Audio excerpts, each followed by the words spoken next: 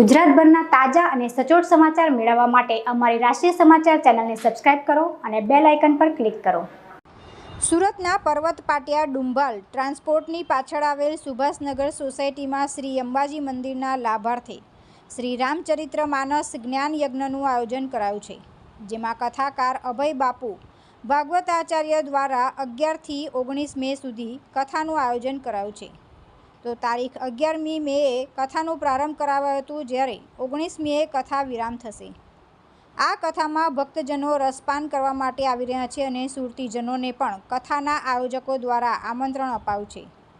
શ્રી અંબાજી મંદિરના લાભાર્થે રામચરિત્ર માનસ જ્ઞાન યજ્ઞની કથામાં ભાવિક ભક્તોએ આવી પુણ્યનું ભાથું મેળવ્યું હતું, જેમાં અલગ અલગ જન્મોત્સવ ઉજવાશે।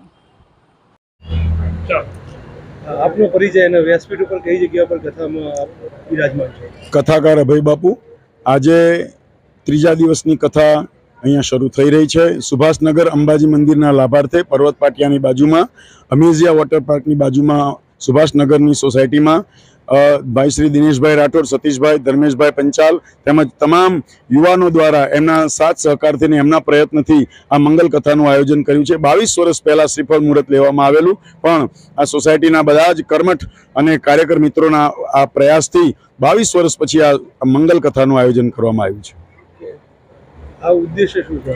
આ કથાનો ઉદ્દેશ્ય છે કે આપણી સનાતન સંસ્કૃતિને બળ મળે, સનાતન સંસ્કૃતિ ઘરે ઘરે પહોંચે અને અંબાજી મંદિરમાં જે કામ બાકી છે એ મંદિરનું કામ પરિપૂર્ણ થાય, એના લાભાર્થે આ કથાનું આયોજન કરવામાં આવ્યું છે। હવે મહારાજ વાત કરીએ આજે ત્રીજા દિવસનો મંગલ ચરણ, અને એમાં કયો પ્રસંગ આજે આવે? આજે આપણે કથાના મંગલાચરણમાં જ ભગવાન શિવ પરિવાર એટલે કે શિવ વિવાહની કથાનું આયોજન કરવામાં આવ્યું છે। આ શિવ વિવાહની કથા અહીંયા રસપ્રદ રીતે સોસાયટીના બધા જ લોકો શાંતિથી સાંભળી રહ્યા છે અને ભગવાન શિવજીના આ મંગલ આગમનની કથા અને મા શિવજીના 4 ફેરાની મંગલ કથાનું આ દર્શન કરી રહ્યા છે। તુલસી શર્મા સાથે રાષ્ટ્રીય સમાચાર, સુરત।